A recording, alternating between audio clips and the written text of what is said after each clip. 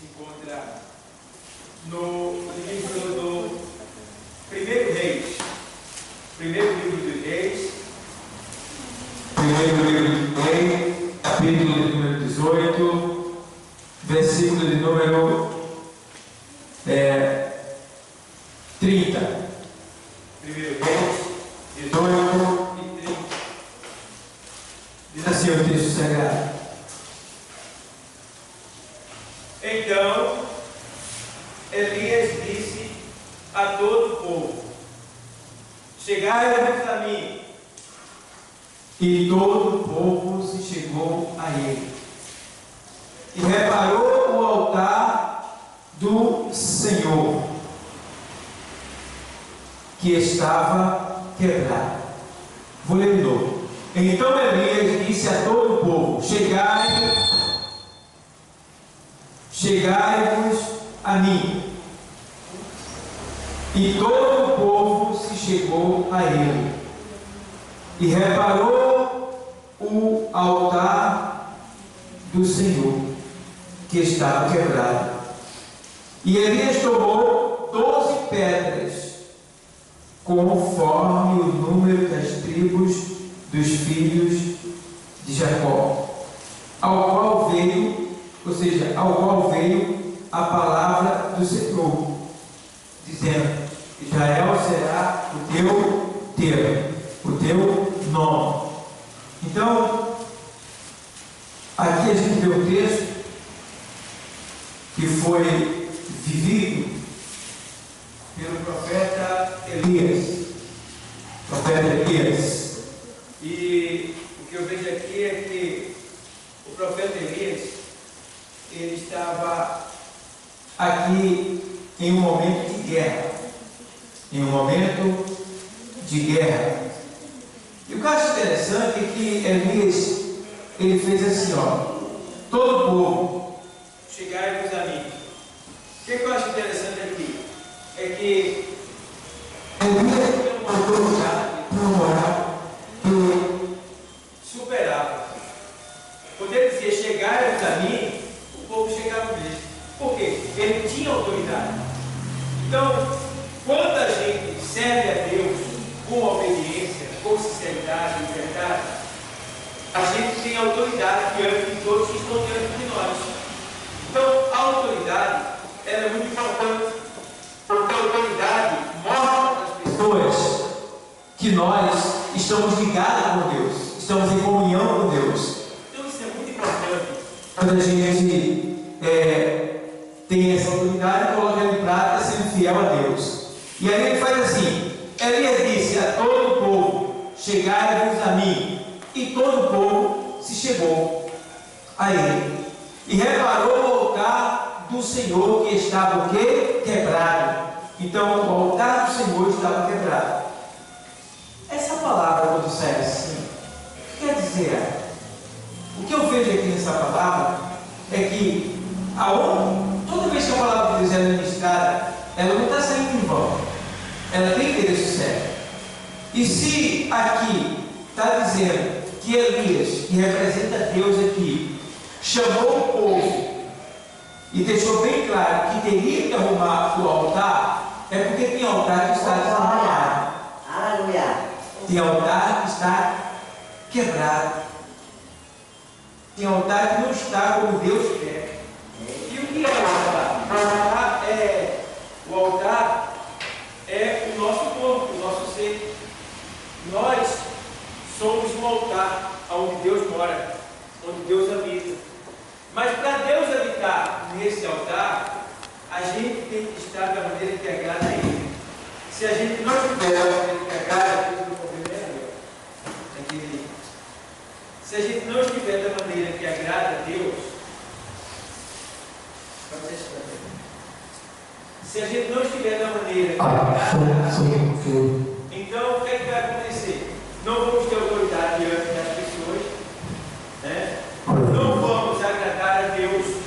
E outra coisa, Deus só vai poder operar através de nós quando o nosso altar estiver arrumado. E aí o que Elias fez? Veja bem,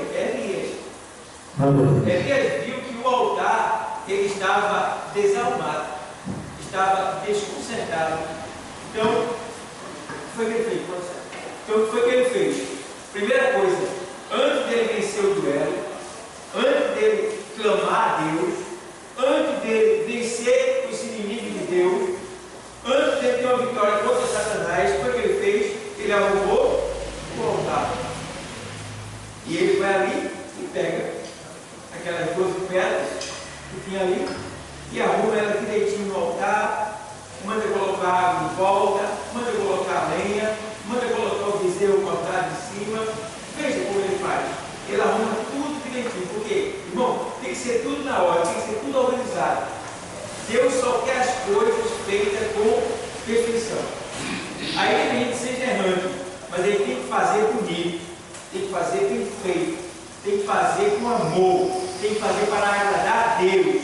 Então, foi isso que Elias fez. Antes dele clamar para que o fogo descesse do céu, ele primeiro se organizou, ele primeiro se arrumou, ele primeiro arrumou o altar do Senhor. Então, precisamos entender que para nós termos grandes vitórias e derrubar o exército do inimigo da guerra, vai ser necessário a gente arrumar alguma coisa que está desarrumada. Vai ser necessário a gente arrumar o altar do Senhor. E quando Deus fala que tem altar desarrumado, é porque tem. Então a gente precisa se examinar para colocar algumas coisas que estão fora do lugar, no seu devido lugar. E aqui a gente entende que quando Deus fala é para o nosso próprio bem, porque se Elias não arruma o altar, como é que o fogo ia descer? Como é que o inimigo iria cair por terra e dizer só o Senhor é Deus? Não tinha como. Por outro lado, eu vejo Isaías entrando lá em 38, no capítulo, no rei, no palácio do rei Ezequias, e ele entra. Quando ele entra, o rei estava doente.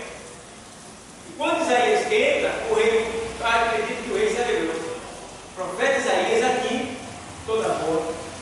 Deus vai falar comigo. Deus vai me curar agora. E aí o que é que Isaías olha para o rei e diz? Uma palavra linda. Uma palavra que nós precisamos. Eu gostaria muito que Deus dissesse essa palavra para mim. Quando eu tivesse prestes a acontecer isso. Que o Senhor chega, usando o profeta Isaías, olha para o rei em cima da cama doente e diz assim: arruma a tua casa porque tu vai morrer. Que palavra boa, irmão. Que palavra gostosa. Tem gente que não gosta dessa palavra. Que é isso, pastor? Eu vou morrer? Hã?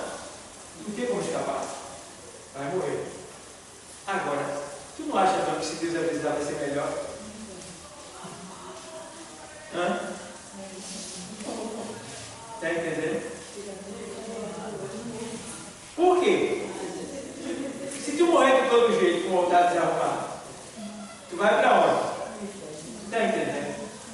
Mas se Deus te avisar, ei, arruma a tua casa, olha o negócio melhorando. Então quem dera que ele avisasse dessa maneira para a gente. Mas de qualquer maneira, ele está avisando hoje para a gente arrumar a casa. Eu não sei quem está com a casa desarrumada aqui ou ali nos assistindo, mas tem alguém que Deus está falando hoje, que tem que arrumar a casa, porque de uma hora para outra pode, já é. Pode deitar no paletó de madeira. Tem que ter cuidado. Então a gente está preparado. Eu glorifico a Deus por uma palavra como essa, porque Ele diz: olha, arruma a tua casa porque tu vai morrer. E aí eu vou para aquele versículo que está ali, que Paulo escreve a Timóteo dizendo assim: tem cuidado de ti mesmo. Você está tendo cuidado de você? Porque tem gente que se importa tanto com os outros que esquece de si. Já olhou isso? Já vi muitos casos assim. Principalmente mãe. Né? Tem um afeto maternal, eu entendo que o amor de mãe não se compara abaixo de Deus. O amor de mãe é um amor muito bom, muito bonito. Mas tem mãe que ela supera o amor ao ponto de ela se matar por alguém que não ama ela, por um filho que não ama ela. Vou explicar. Eu não posso amar mais a ninguém do que a mim. Se eu amar mais a alguém do que a mim mesmo, Porque o Senhor disse que amarás o teu próximo como eu não posso amar mais alguém do que a mim mesmo. Se alguém não quer o meu amor, eu vou estar atuando para a pessoa querer o meu amor, receber o meu amor? Não. Eu continuo amando, mas com limite. Com limite. E eu vejo pessoas se matarem por outros. E depois que elas morrem, a outra ficou aí, o outro ficou aí, ó. E tudo bem. Entendeu? Não estou dizendo para você, mãe, que deixe de amar seu filho, eu não amo. Mas se ele não quer Jesus, deixe lá. Se ela não quer Jesus, deixe lá. Cuide de você, porque senão fica você e ele. Senão fica você e ela. Está entendendo? Se a esposa não quer, tchau, filho. O esposo não quer não, tchau, filho. O filho não quer não, tchau, filha. Eu estou subindo. Não posso parar não. O caminho é para cima. É cansativo, eu sei, mas eu vou continuar. Então, tenha cuidado de ti mesmo e da doutrina. Ou seja, cuide de você, cuidando também da palavra. Cuide de você, mas não esqueça de Deus. Não esqueça da lei do Senhor. Não esqueça da palavra. Tenha cuidado de ti mesmo e da doutrina. Persevera nestas coisas. Ou seja, insiste. Porque tem gente, misericórdia, né? É uma fé bonita que de repente desaparece, vira mágico, crente mágico, desaparece, irmão. Desaparece. Ao invés de fazer, plim, aparece no domingo. Eita, apareceu. Aí depois, plim, sumiu. Só vem no outro domingo, quem sabe daqui a um mês. E você diz, rapaz, cadê tal pessoa? Até em casa, esse não é louco. Está lá, né? No WhatsApp, no Instagram, alimentando a carne. Então, tem cuidado de ti mesmo e da doutrina, persevere, seja perseverante, não desista, não volte atrás, continue firme. A caiu, B caiu, C caiu, não, continue de pé. Você continue de pé. A não está vindo, não, você vem. B não está vindo, não, você venha. Porque a salvação é o quê? Individual. Glória a Deus. Individual. Imagina naquele dia quando a arrebatamento acontecer e uma mãe olhar para dizer: eu fiquei por causa de tu, infeliz. Porque não tem amor certo nessa hora, não. Quem fica no arrebatamento é o mesmo amor, irmão. Vai se manifestar aqui na terra, o amor vai se manifestar lá no céu. Porque lá no céu, aí não vai ter pena de marido, de filho, de irmão, de mulher que foi para o inferno, não. Porque ele vai ser tomado por uma razão divina, igual a de Deus por Jesus Cristo. E do próprio Jesus Cristo, que vai olhar assim, vai julgar e mandar lançar no inferno sem nenhuma pena. Ele está sentindo agora, mas naquele dia, do mesmo jeito vai ser a gente. Nós vamos ser tomados por uma razão perfeita que a gente não vai sentir nada. Agora, quem ficar, vai sentir aqui. Que ficou por causa de A, ficou por causa de B e vai pagar o preço todo junto. Então, vamos ter cuidado que a hora está chegando. Estava assistindo há pouco tempo, eu estou ligado na guerra o tempo todo. E estou olhando para Israel direto. E Israel está olhando um caso sério mesmo. Jesus está chegando. Está chegando. Está chegando, está muito feio o negócio de Israel. Por mais que a gente ore, irmão, está feio o negócio. Então quer dizer, tem 3 nações aí, que está em Ezequiel 38. Guarda bem. Gog e Magog, no caso, vem. Só para dar uma dica para vocês aqui. Ezequiel, para lembrar vocês uma coisa aqui, mostrar, eu estava estudando hoje, e Ezequiel